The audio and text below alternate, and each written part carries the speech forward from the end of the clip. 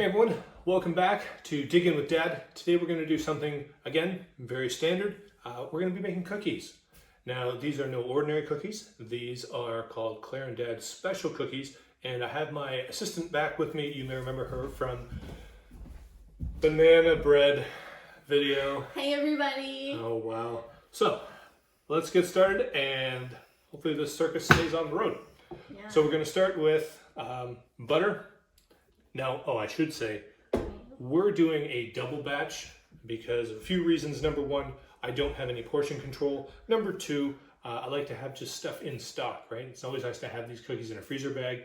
So we're going to be making a lot. So don't judge me when we put in all this butter. Ready? Okay, we're going to start by creaming our butter and our sugar together. So just a regular KitchenAid mixer. All this butter, please. Minus the paper, yep. Butter. Now, if you don't have a KitchenAid mixer, you can certainly do it by hand. It just takes a little bit more elbow grease, that's all. What's elbow grease? Effort. Oh, I don't have any of that. I'm aware.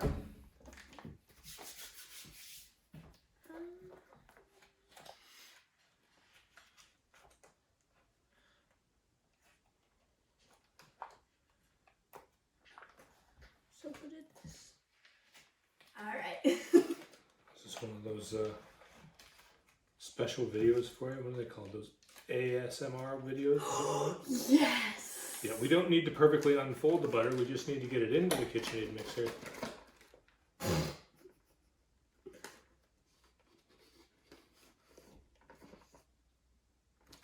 There it goes. That's the sound of shame. ASMR! Butter off your hands. All right. So I've already measured out our sugar and num num in my tum tum. Brown sugar. And again, the recipe will be down in the description. But we'll just go ahead and put the sugar in here. Both bowls, please, in the KitchenAid. Yeah. Now I'm using a mix of brown and white sugar. You can use all white sugar or all brown sugar if you like. Up to you. I just like a little variation in flavor. This is called diabetes. All right. So then we'll put our I got this. attachment on. Wait. Shut up. Oh. There we go. So good. And twist. Good. Did it. All right, now nice and slow. You just want to start off on the lowest speed. And you may need to take a few pauses and breaks to kind of break up the butter, depending on how soft your butter is. But you want to give it a few minutes. We'll be back in a few minutes just to check in to see how this is going. Okay, been a few minutes. And we made it up to, if you are using a KitchenAid, probably to about 3 or so. Not super fast, but this is roughly what you should end up with. All right, it's going to be pretty thick. Well, let's keep going. Next, we're going to add our eggs. Eggo my Lego. Minus the shells, please. Protein.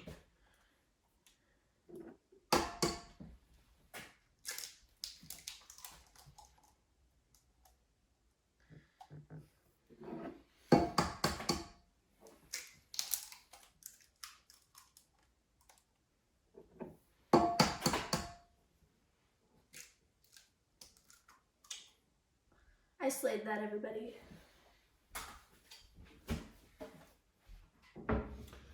And vanilla extract. Never measure it. That's right. But we're going to pretend like you're putting about 4 spoonfuls in. That's a big spoon, okay. That's 2. 4. Okay, sure. All right. And then we're just going to close this all down, mix again.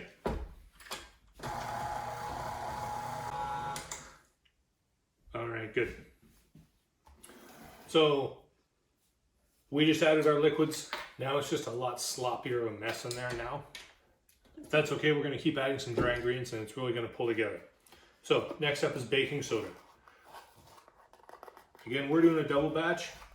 So So we need 2 scoops. Oh, What's wrong, fella? wonderful. And then we're going to add some cocoa powder. Now these are double chocolate cookies, right? So this cocoa powder is going to give us our first layer of chocolate. We'll get to the next layer soon.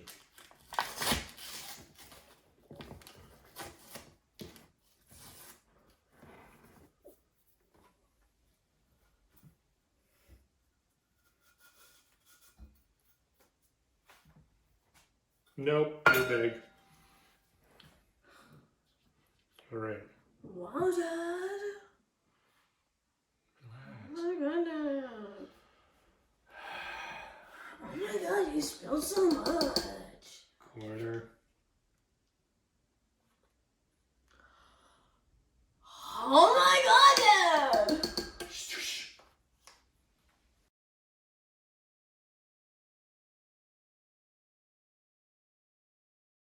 Wonderful. Now I've got cocoa powder all over the place. Let's mix that in. Sometimes what you may want to do is I use this attachment and maybe just throw a tea towel over top of it just to stop everything from exploding all over the kitchen. But let's mix that together and we'll come back and see how we do. All right, so now we've got our cocoa all mixed in, and I'll give you just a quick shot of what we got going here now. We're looking like this.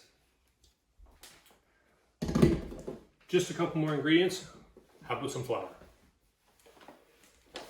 It's growing up so fast. Wow. All right, so we need a lot of flour.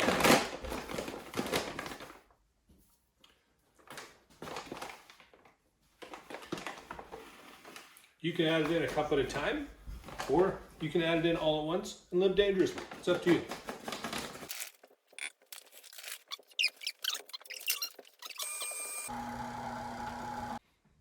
Okay, flour's all mixed in. Now we're going to add the final ingredient, which is just chocolate chips. And again, it'll be a lot of them. And what we're going to do is, while we finish that up, preheat your oven to 350 and just get out a couple sheets of parchment paper to put on your cookie sheets there to make things easier.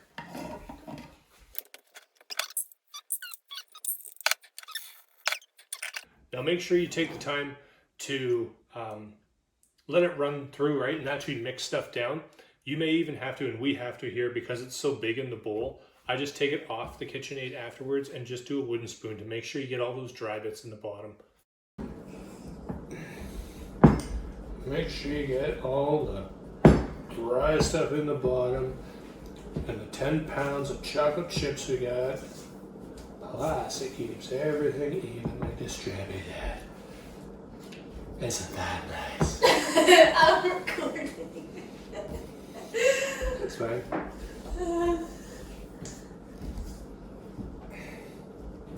There we go. All the chocolate chips go to the bottom, or a bunch of them do, just like all the good stuff in a salad. Frustration. Okay, we're back. Took a few minutes to clean up the KitchenAid mixer. It gets bad, right? There's a lot of cookie dough. This is what we have now, right? It is pretty thick, right? It'll hold a wooden spoon straight up. But all we're gonna do now is we're just gonna scoop this out and roll into balls and put on our cookie sheets. And I've just laid down parchment paper just to make it a little bit easier. Again, 350 for your oven, 8 to 9 minutes, depending on your oven. When they come out, they are gonna look a little soft. And that's kind of part of the appeal of these cookies, right? Is after they cool, they are going to still be soft. Right? We're not going for a crunchy cookie at all here today. Yep, you're looking for about this size, and space them out. They do not expand a whole lot during the baking process, but you know, give them a little bit of space anyway. Anyway, we'll be back after the first batch here, and we'll see what we get. Okay, Hey, see how we did? Oh, they're so fluffy. Fine, HK. Yeah. Cookie wookie. All right, so we found out through our first batch 9 minutes just wasn't quite enough, so we bumped it up to 10. Again, adjust for your oven. And when we take them out, they're still going to be a little bit jiggly. That's fine. Give them just a few minutes on the sheet and then take them off to a wire rack to cool completely. And then show whatever level of self-restraint you can, and put the rest in a freezer bag, and then you should be all set. We'll come back later and just let you know kind of how many we got out of a double batch, just so you can kind of see, but otherwise, enjoy. Thanks for watching. All right, guys, as promised, we're all done now. And this is roughly what we got from 2 batches, right? That double batch that we made. We figure maybe 5-6 dozen. However, they don't all always make it onto the cooling rack and into the Ziploc bags.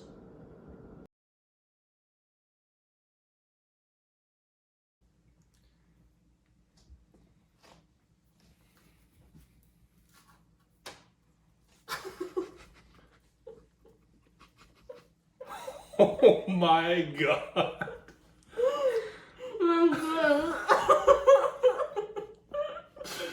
Wow.